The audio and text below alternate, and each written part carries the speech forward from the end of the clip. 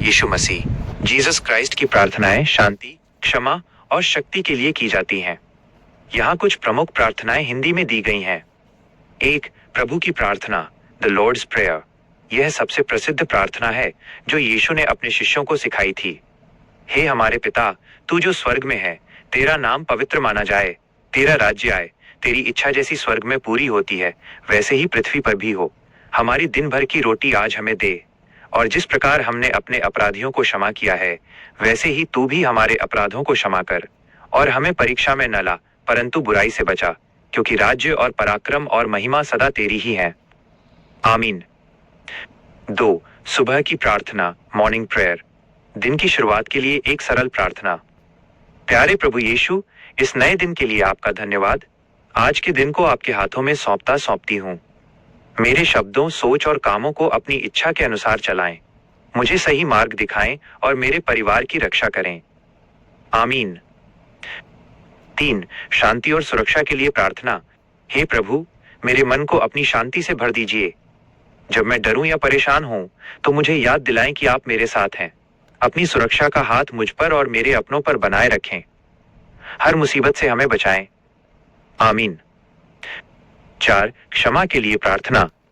हे दयालु यीशु, मुझसे जो भी गलतियां या पाप हुए हैं उनके लिए मैं आपसे माफी मांगती हूँ। मेरे हृदय को शुद्ध करें और मुझे दूसरों को भी क्षमा करने की शक्ति दें।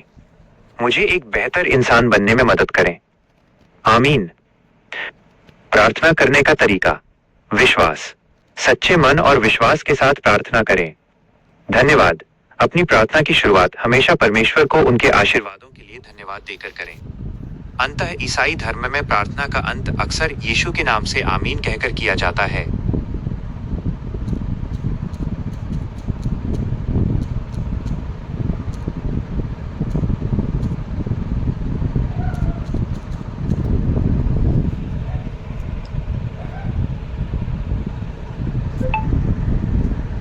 आमीन, अमेन एक बहुत ही गहरा और पवित्र शब्द है जिसका उपयोग ईसाई, इस्लाम और यहूदी धर्मों में प्रार्थना के अंत में किया जाता है। इसका मुख्य अर्थ है ऐसा ही हो, लेट इट बी सो, या ये सत्य है। यहाँ इसके विस्तृत मतलब दिए गए हैं। सहमति जताना। जब आप प्रार्थना के अंत में आमीन कहते हैं तो आप ये कह रहे होते हैं कि मैं इस प्रार्थना से पूरी तरह सहमत हूँ। अटल विश्वास। इसका मतलब ये भी है कि आपको पूरा भरोसा है कि ईश्वर आपकी प्रार्थना को सुनेंगे और उसे पूरा करेंगे। हिंदी में अमेन, आमीन शब्द के मुख्य रूप से 2 अर्थ और उपयोग होते हैं। 1. धार्मिक संदर्भ, रिलीजियस कॉन्टेक्स्ट। ईसाई धर्म, इस्लाम और यहूदी धर्म की प्रार्थनाओं के अंत में इसका उपयोग किया जाता है। इसका अर्थ होता है ऐसा ही हो, लेट इट बी सो, सत्य है, इट इज ट्रू सर्टन, तथास्तु।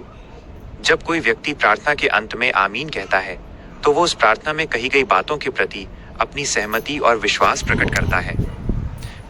2. सामान्य बोलचाल, जनरल यूसेज। आम बातचीत में भी लोग इसका इस्तेमाल तब करते हैं जब वे किसी की बात से पूरी तरह सहमत होते हैं या किसी की दुआ इच्छा का समर्थन करते हैं। सहमति जताना।